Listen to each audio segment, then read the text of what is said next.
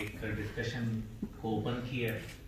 मुबारकबाद के भी जो है वो हकदार हैं, क्योंकि एक गुस्ताख रसूल को सजा दिलवाई और साथ ही साथ जो है इस पर ये अजान मेरे ख्याल में किसी उस हो रही है। अच्छा, और साथ ही साथ ये है कि मदर जावेद साहब को मैं बहुत पुराना जानता हूँ, बड़े सीरियस आदमी हैं और सीरियस नोट के ऊपर गुफ्तगू होनी चाहिए। बहुत सारी बातें अभी सुनने में आई हैं, आए कुछ काम करने की बात करते हैं।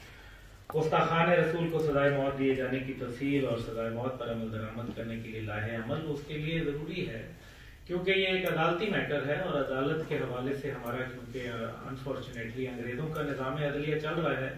पाकिस्तान इस मकसद के लिए तो बनाया नहीं गया था, बहरहाल बहस दूसरी तरफ निकल जाएगी, लेकिन इसके लिए ज़रूरी है कि तमाम जो बार एसोसिएशन हैं उनके साथ रवाबित रखे जाएं, पूरे पाकिस्तान के अंदर उनके साथ अपने नुमाइंदगान या उनको खतूत भेजे जाएं और उनसे पूछा जाए, एक रिटर्न फॉर्म बना दें कि इसके ऊपर हमारे बार्स की क्या जो है वो सोच है। जब आप एक कंसेंसस डेवलप कर लेते हैं, उनकी तरफ से जवाब आपको एक परफॉर्मे के ऊपर आपके जवाब आ जाते हैं, तो आपको मालूम हो जाता है कि लोग आपके साथ कितने खड़े हैं। ये तो एक है रवाबत, राब्ता मुहिम आपके लिए जरूरी है। दूसरा ये है कि उनसे बात की जाए और पूछा जाए कि अगर इस तरह के जब वाक़यात आते हैं तो कौन कौन वकील जो है वो अपने आप को बिला, जिसको कहते हैं बिला फीस, या अपने आप को वॉलंटियर के तौर पर पेश करने के लिए तैयार है। तो जब भी कोई ऐसा वाक़या किसी भी पाकिस्तान के इलाके में आएगा तो आपके पास एक लिस्ट मौजूद होगी और उसका जो मरकज है वो कहीं भी बनाया जा सकता है। इस्लामाबाद मेरे ख्याल में बहुत अच्छी जगह है और शुरू भी मदर जावेद साहब ने किया है, तो इसको इसी का मरकज बना के आपके पास लिस्ट आ जाएगी कि कौन कौन आपके साथी हैं, हम नवा हैं। तो ये एक काम करने का जरूरी है। दूसरा ये है कि क्योंकि एक मुकदमा है और मुकदमे के अंदाज में लड़ना है, उसको इंटरनेशनली भी और नेशनली भी देखा ये जाता है कि लोअर कोर्ट्स के अंदर तो मुकदमात जो है वो दलाइल की बुनियाद पे जीते जाते हैं, लेकिन अपर कोर्ट्स के अंदर कहीं ना कहीं जो पॉलिटिक्स होती है वो रंग ले आती है। और क्योंकि पॉलिटिक्स जो होती है वो आपको पता है लॉ मेकर होते हैं, वो कानून बनाने वाले होते हैं, कानून साज इदारे होते हैं, इसलिए बेहतर यह है कि जो पॉलिटिकल प्रेशर है उस पर भी कायम किया जाए और इसी तरह से खतूत लिखे जाए पॉलिटिकल पार्टीज को और उनसे उनका मौकफ जाना जाए। क्योंकि ये मौकफ जानना न सिर्फ पार्टी का बल्कि इंडिविजुअल्स का, जो उनके एमएनए हैं, एमपीए हैं, उन तक भी बात लेके जानी चाहिए, पूछनी चाहिए। और छोटे छोटे सोशल मीडिया पे क्लिप्स, सबके पास ये फोन मौजूद है, उनके इजहार राय ले ली जाए। तीसरा यह है कि इसके ऊपर मेरा ख्याल है कि बजाय जज्बात को हमें इसकी रूह को समझना जरूरी है। जज्बात को कंट्रोल रख के और सिर्फ ये बात की जाए कि तज़हीक जो है वो किसी को भी जायज नहीं है।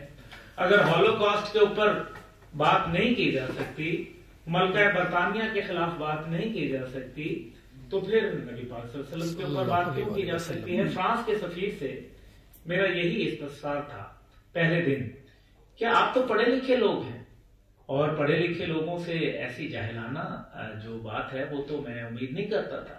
इसके ऊपर उन्होंने जाहिर है इसका जवाब देना था। उन्होंने कह दी हुकूमत की पॉलिसी है, हमारी नहीं है। तो आपने कम से कम अपनी एक राय तो कायम की।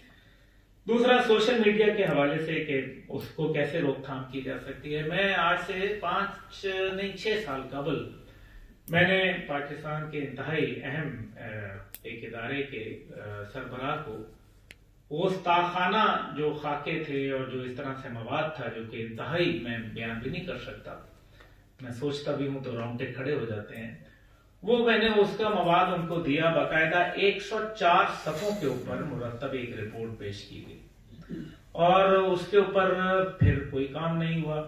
वो क्यों नहीं हुआ ये मिनिस्ट्री ऑफ आईटी से पूछना चाहिए।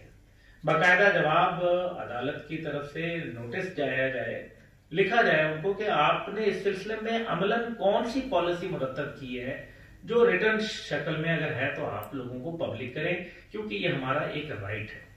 और ऑल्टरनेट जो सोशल मीडिया के बहुत सारे लोग हैं पाकिस्तान में, बड़े अच्छे अच्छे दिमाग मौजूद हैं, उन लड़कों लड़कियों को इस टीम का हिस्सा बनाया जाए। उस टीम के अंदर मुतबादल सोशल मीडिया के जो तरीकेकार हैं उनके ऊपर गौर किया जाए। ہم اپنی بھی تو سائٹس بنا سکتے ہیں نا. اگر اور کچھ نہیں کر سکتے, کیا فیس بک ہی رہ گیا ہمارے لیے؟ کیا ٹویٹر کے علاوہ کوئی اور کچھ نہیں رہا؟ لیکن ناموس رسالت کے حوالے سے جب ہم دیکھتے ہیں خادم حسین رضوی صاحب کا دھرنا دیکھتے ہیں تو اس پہ لوگ باہر نہیں نکلتے. آپ نے واٹس ایپ کی بات کی, لوگوں کو ذاتی طور پہ ہوا کہ ان کی کارستانیاں باہر آ جائیں گی, اس لیے ان کو خوف پیدا ہو گیا. ان کو اللہ رسول کا خوف ہوتا تو وہ رضوی صاحب کے دھرنے میں وہ بھی شامل ہوتے.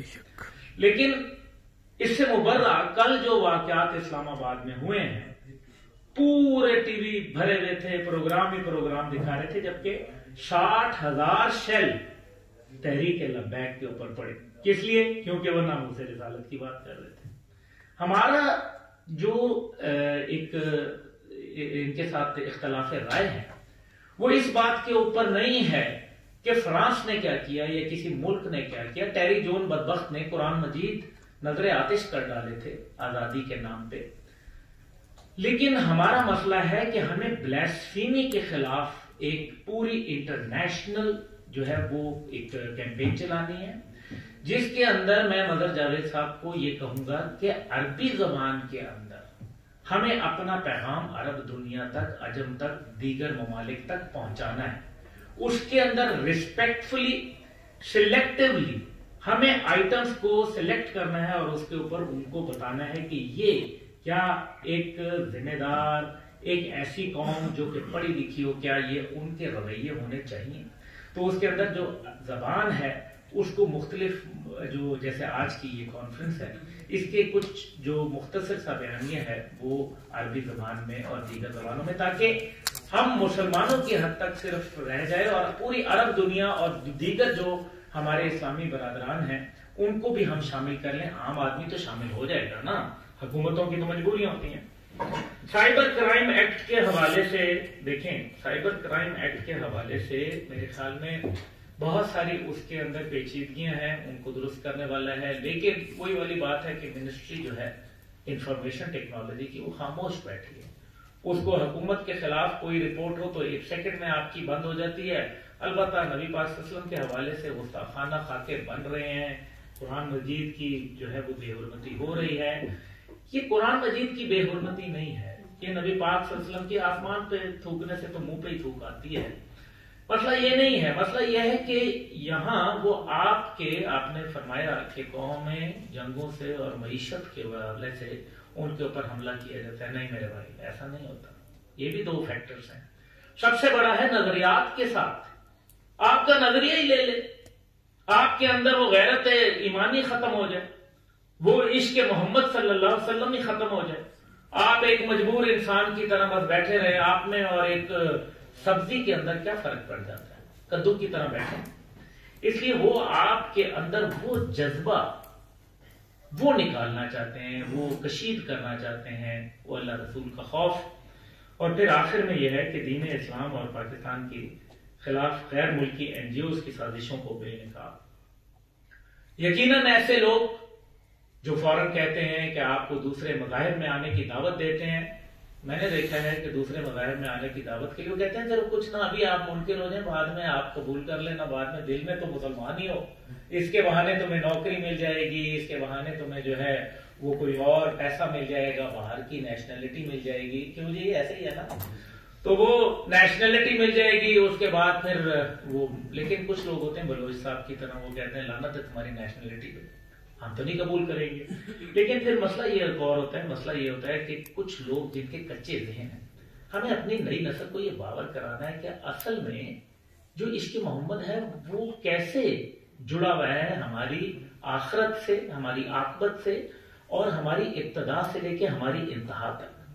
تو یہ چند چیزیں ہیں جن کے اوپر نئی نسل کو باور کرانا ہے. ان کے دلوں میں چھوٹے چھوٹے lecture 2 minute 15 second 2 minute 20 second سے زیادہ کے نہیں, علماء کرام کو بھی جذبات کو نہیں لیکن قرآن کی روح کو سامنے رکھ کے مسالک سے بالا تر ہو کے, مسئلہ کوئی بھی ہو پوچھ لیں, تمام مکاتب فکر کو بلا لیں, تمام جو ہے وہ ہمارے جو جتنے بھی فرقے ہیں ان کو بلا لیں مدر صاحب, اور ان سے پوچھیں کہ آپ اگر توہین رسالت ہو تو آپ کے کیا جذبات ہوں گے, کیا غازی علم دین شہید سب کا ہے یا نہیں ہے؟